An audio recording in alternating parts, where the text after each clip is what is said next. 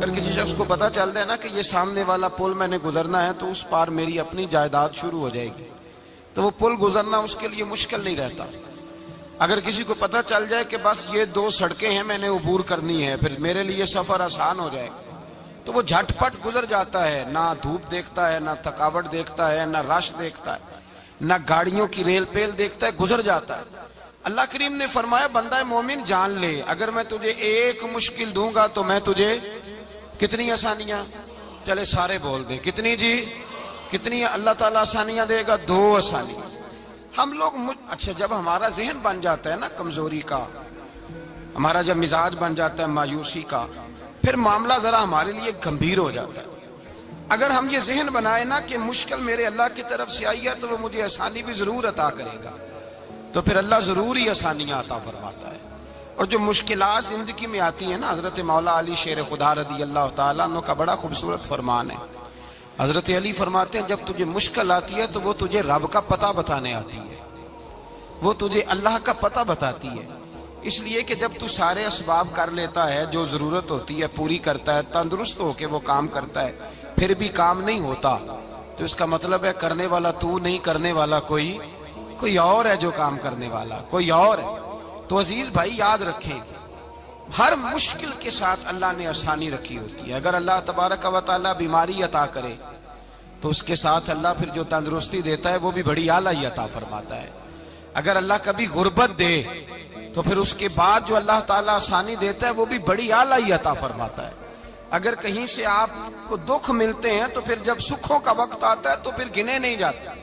یاد رکھیں مشکلات کے پہلو میں آسانیاں ہوتی ہیں، اور جس آدمی کو مشکل آتی نہیں، میرے نبی کریم سید عالم صلی اللہ علیہ وسلم نے فرمایا مومن کو جو مشکل بھی آتی ہے اللہ اس کی برکت سے اس کے گناہوں کو معاف فرما دیتا ہے، اللہ اس کی برکت سے اس کے گناہوں کو معاف کرتا ہے، یہاں تک کہ حضور نے فرمایا میرے مومن کو کانٹا بھی چبھے تو اللہ تعالیٰ اس کی مشکل کو آسان فرما دیتا ہے۔ عقل مند لوگ عقل والے ہوتے ہیں، سیانے بندے وہ بات کرتے ہیں تو سیانی کر جاتے ہیں۔ اب قرآن مجید میں مختلف آیات ہیں تو مختلف لوگ مختلف آیات کو پڑھتے ہیں۔ کسی نے مولا علی شیر خدا سے پوچھا حضرت قرآن پاک کی سب سے اعلیٰ آیت کون سی ہے؟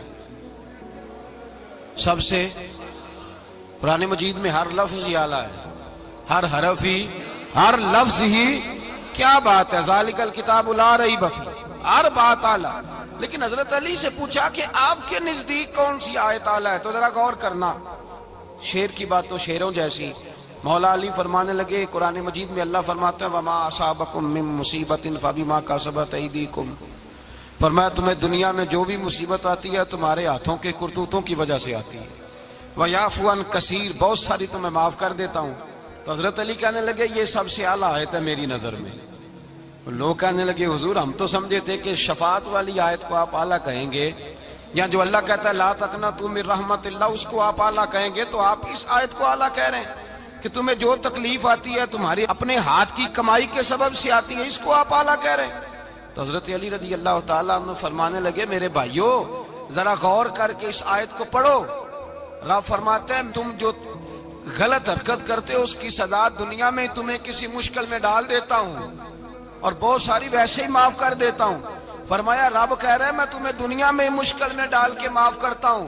آپ فرمانے لگے میرا رب ایک جرم کی سزا 2 دفعہ نہیں دے گا، جسے دنیا میں سزا دے گا پھر قیامت میں بے حساب ہی معافی عطا فرمائے گا، پھر قیامت کے دن اللہ اسے دوبارہ سزا، یہ اس کے قانون رحمت کے خلاف ہے، یہ غور سے بات سنیں، یہ اس کے قانون رحمت کے خلاف ہے کہ اللہ تبارک و تعالیٰ 2 دفعہ سزا دے۔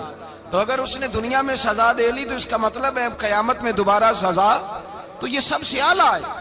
مصطفیٰ کریم علیہ السلام نے فرمایا مومن کو کانٹا بھی چبھتا ہے نا، کانٹا بھی۔ 2 بزرگ بیٹھے تھے، ایک حضرت احمد رحمت اللہ علیہ اور ایک حضرت شرف الدین منیری رحمت اللہ علیہ۔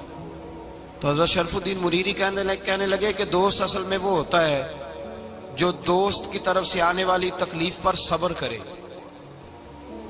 جو اللہ کی طرف سے آنے والی تکلیف پہ صبر کرے وہ اللہ کا محبوب ہوتا ہے۔ تو حضرت احمد فرمانے لگے نہیں مجھے تیری بات کی سمجھ کوئی نہیں آئی، صبر کرے وہ اللہ کا دوست ہے، مصیبت پہ صبر کرے تو کہا جناب پھر اگر نہیں سمجھ آئی تو آپ بتا دیں اللہ کا دوست کون ہے؟ تو آپ فرمانے لگے جو محبوب کی طرف سے آنے والی مصیبت کو اس کا تحفہ سمجھ کے قبول کرے وہ اصل دوست ہوتا ہے.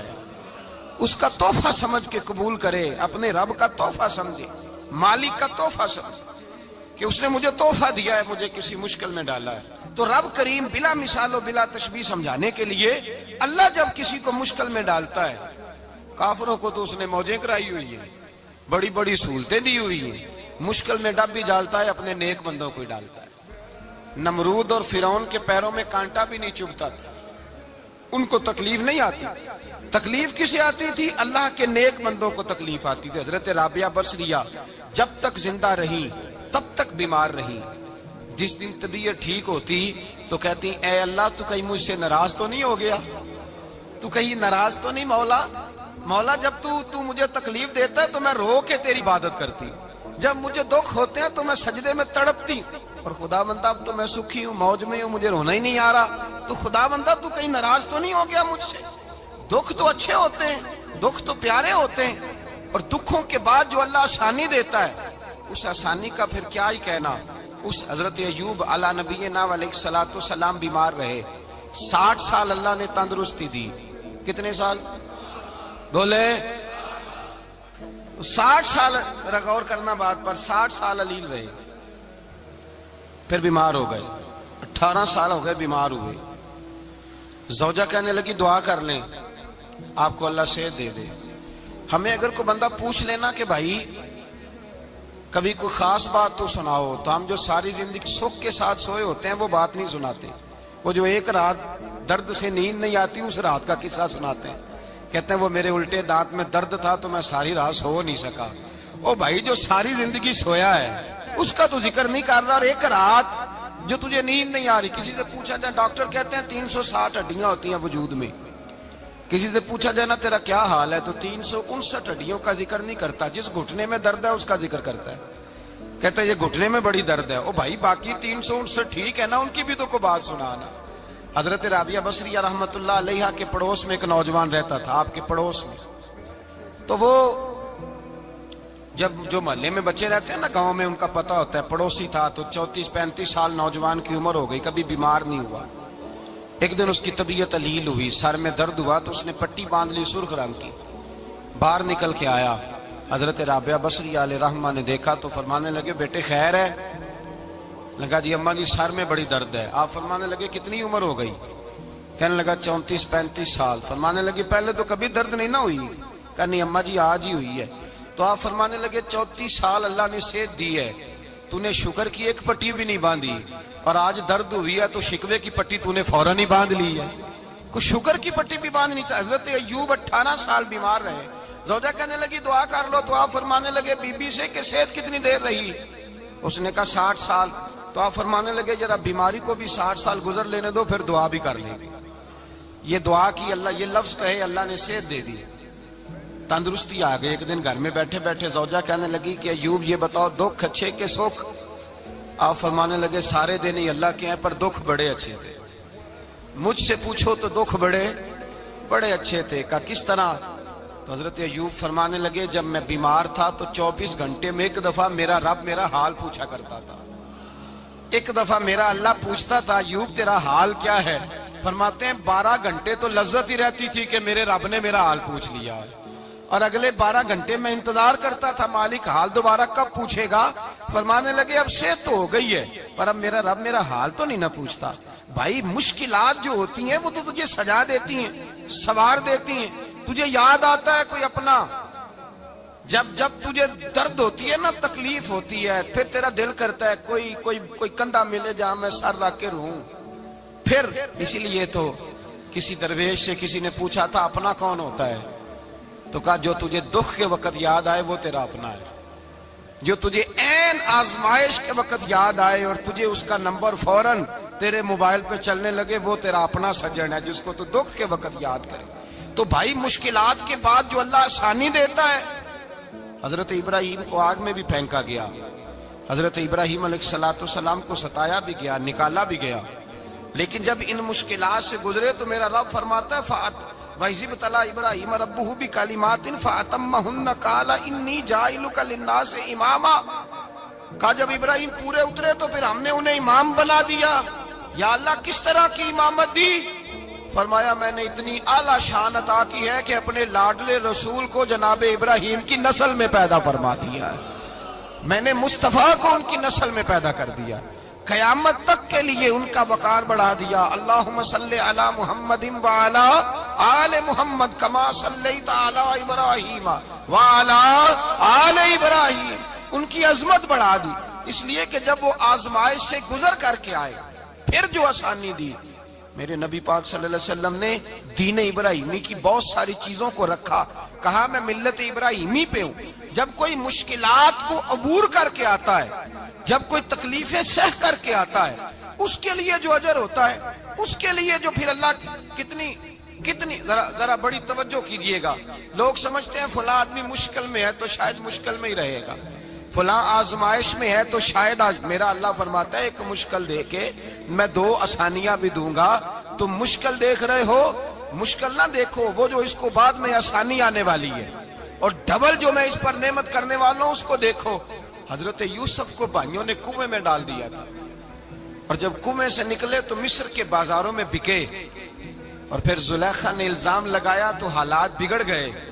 حضرت یوسف کو جیل جانا پڑا. کتنی کٹھن زندگی تھی, لیکن میرے مالک کو کچھ اور ہی منظور تھا.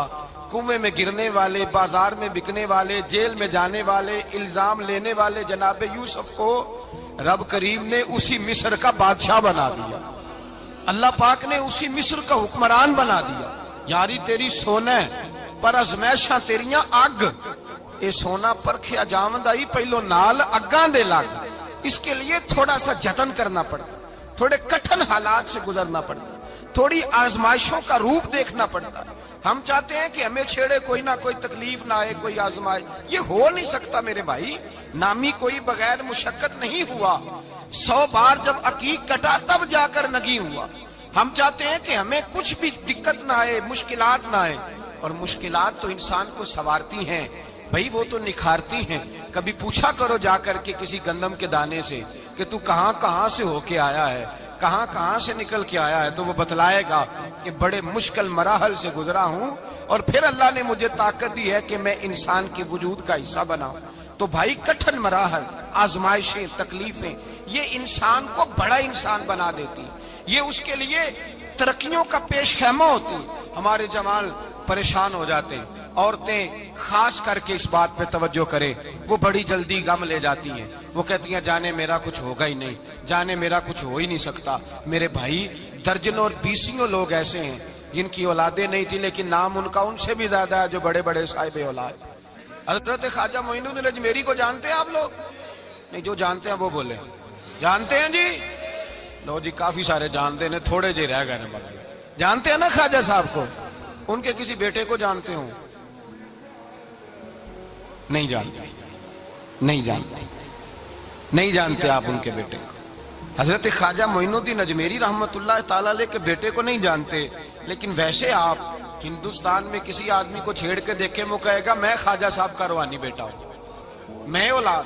حضرت غوث اعظم رضی اللہ تعالیٰ عنہ کی اولاد کو کم لوگ جانتے ہیں, لیکن آپ ویسے کسی کو پوچھ کے دیکھیں 11ویں والا پیر کون ہوتا ہے, ہر آدمی ہاتھ اٹھا کے بتائے گا خدا کے فضل سے ہم پر ہے سایہ غوث اعظم کا, ہمیں دونوں جہاں میں ہے سہارا غوث.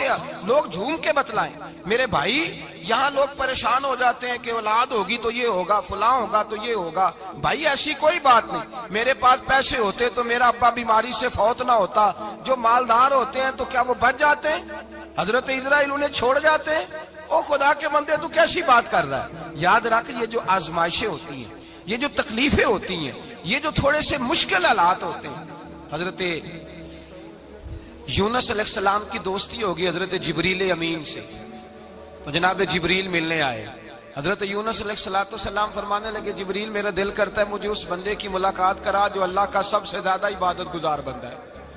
حضرت جبریل امین لے گئے دور دور فلسطین کے علاقے میں, اور لے جا کر ایک بندے سے ملاقات کرائی جس کی دونوں آنکھیں بھی کوئی نہیں تھی, دونوں بازو بھی کوئی نہیں, دونوں پیر بھی کوئی نہیں. اور اس بندے کی زبان پر لفظ بڑا کیا جاری تھے, یا اللہ تیرا شکر ہے, یا اللہ تیرا, بول کے کہیے, یا اللہ تیرا, اے اللہ تیرا شکر ہے. شکر شکر کر رہا تھا. حضرت جناب سیدنا یونس علیہ السلام کہنے لگے میں نے تجھے عبادت گزار کو ملانے کو کہا تھا, تو کہاں لے آیا؟ حضرت جبریل کہنے لگے یا یونس, یہ ہر چیز جانے کے باوجود اپنے رب کی رضا پہ راضی ہے. اس وقت دنیا میں نبیوں کے بعد جس سے اللہ سب سے زیادہ پیار کر رہا ہے وہ یہی بندہ ہے. یہ اپنے رب کی رضا پہ راضی ہے. اے تن میرا کنگھی ہووے تے میں زلف سجن دی واواں, تے پوش میرے دی جتی بن جائے تے میں یار دی قدمی آواں. مارو مارو مینوں مار مکاؤ, کوئی عذر نہ پیش لے آواں, تے جے سونا ہی میرے دکھ وچ راضی, جے سونا ہی میرے دکھ وچ راضی, جے سونا ہی میرے دکھ وچ راضی, تے میں سکھ نو چلے ڈاواں. مانا کہ جب اس حال میں راضی ہے تو بس ٹھیک ہو گیا, ٹھیک ہو گیا. وصل اچھا ہے نہ فراق اچھا ہے, بس جس حال میں محبوب رکھے وہی حال اچھا ہے.